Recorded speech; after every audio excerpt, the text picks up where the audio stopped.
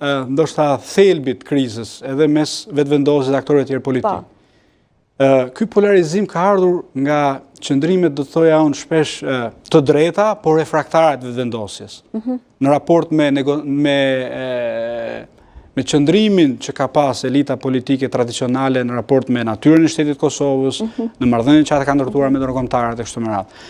Nëse vetëvendosje do ishte më e hapur në qeverisje për të shtensionuar situatën, për të punuar bashkarisht me elitën politike ekzistuese në zgjidhjen e temave të mëdha me interes shtetëror, unë mendoj që kjo do të zgjidhej, por nuk ka gjasa sepse mendoj dhe gjykoj që Albin Kurti ka ambicie politike përtej Kosovës. Pra i duket sikur i rrin kostumi i Kosovës duket si i rrin ngushtë dhe nëse në vetëvendosje flasin për Republikën e parë, si Republikën e Ibrahim Rugovës.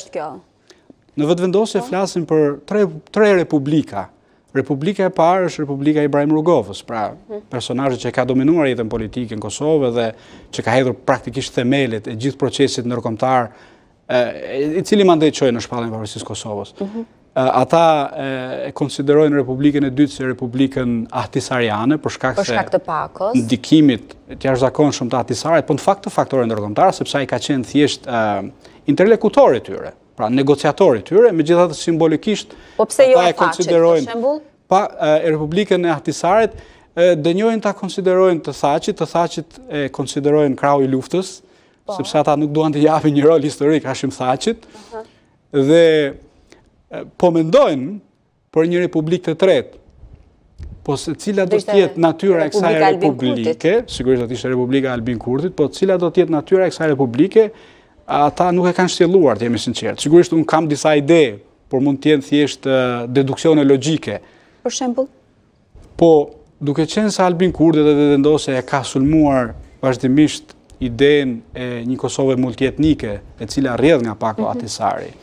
Idenë e negociatave çka ata i konsiderojnë shumë gjeneroze në raport me drejtat e minoriteteve, veçanërisht të serbëve, sepse me ato është problemi në Kosovë. Ajo është kryesor, po.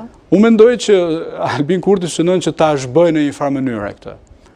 Pra ai synon të ndërtojë më së paku një Kosovë civile, pra civike, ku gjithë qytetarët pavarësisht e përkatësisë etnike të jenë shtetas luajal ndaj shtetit Kosovës, por gjykoj që nuk do ndalet tu, do të synoj të shkoj tek gjeneza e gjithë lëvizjes kombëtare shqiptare, e gjithë përpjekjeve të shqiptarëve në Kosovë, për të ndërtuar një Kosovë vetëm të shqiptarëve.